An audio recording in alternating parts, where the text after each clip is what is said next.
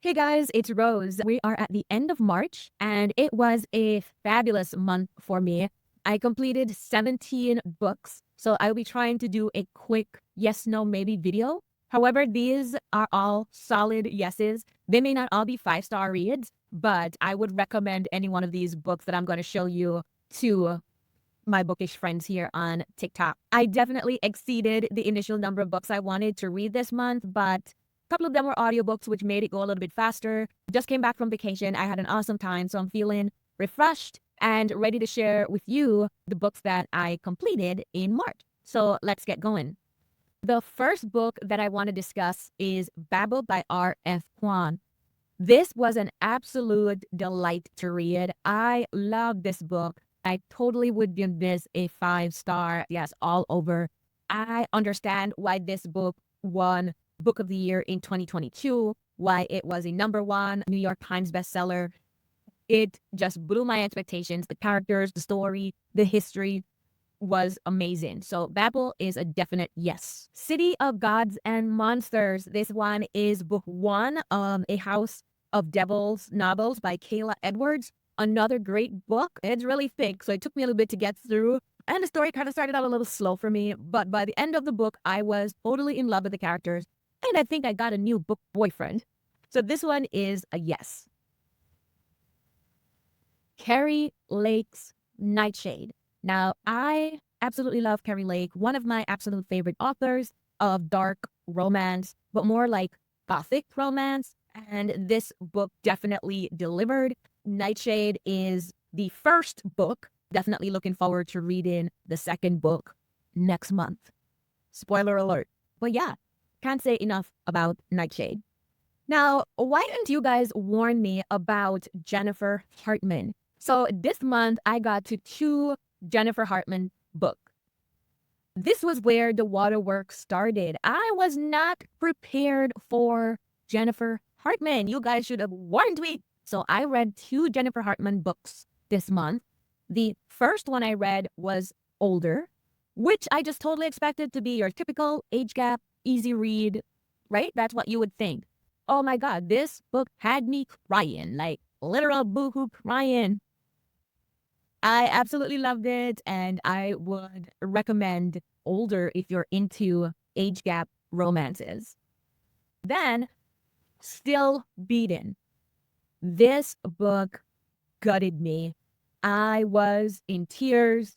I want to say 50% or more of this book, okay? The trauma bonds, the storyline, the characters, everything was chef's kiss. It delivered on everything. Even though it's not a big book, it's a little, I don't even think it's 300 pages, a little over 300 pages, okay? But this book, I will be thinking about this for a long time.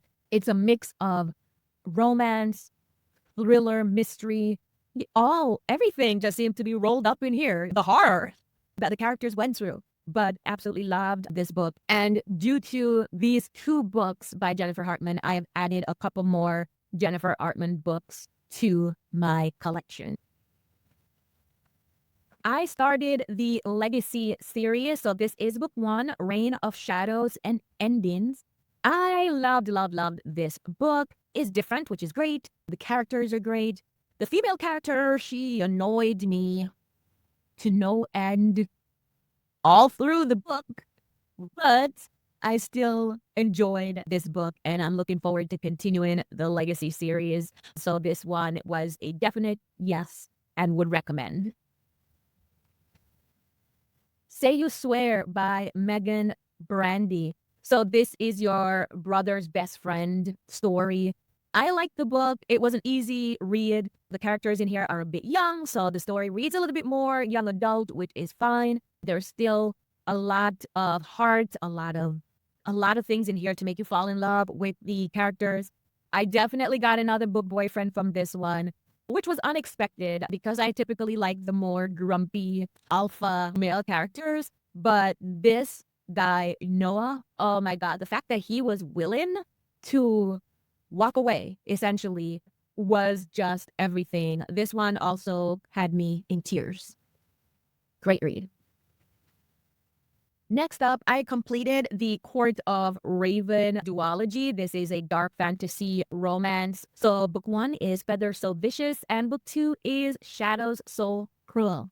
Absolutely loved this duology. I also love the art on these books. I love the way how Liv Xander played off the two male characters in this book. Like they started out pretty much being opposites of each other, vicious and cruel, essentially. You know, that's in the titles of the book, definitely describes one of them. But check your trigger warnings. This is a dark romance and there are some disturbing things in these books, but definitely one of my favorite dark romance books so far. So if you watched my February wrap up, you know that I started the Ruthless Boys of the Zodiac series by Carolyn Peckham and Susan Valenti, the Twisted Sisters. So this month in March, I got through book 4 and 5, which completes the series. So book 4 is Broken Fae and book 5 is Warrior Fae.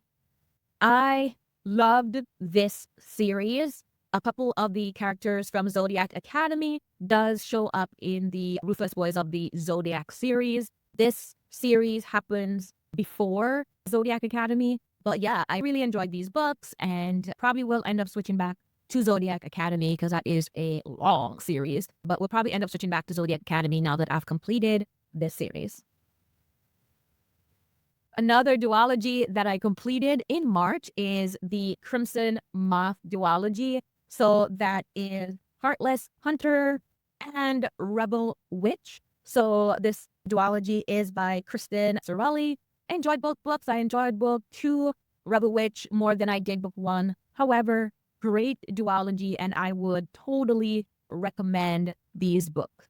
I listened to the audio of The Fine Print by Lauren Asher. It's your typical grumpy billionaire coming in, taking over. So it was a really fun time, easy read, and I would recommend it. It's the first Lauren Asher book that I've read. This one is book 1 in her Billionaire series. I do have a couple more Lauren Asher books, so I'm looking forward to reading more from this author.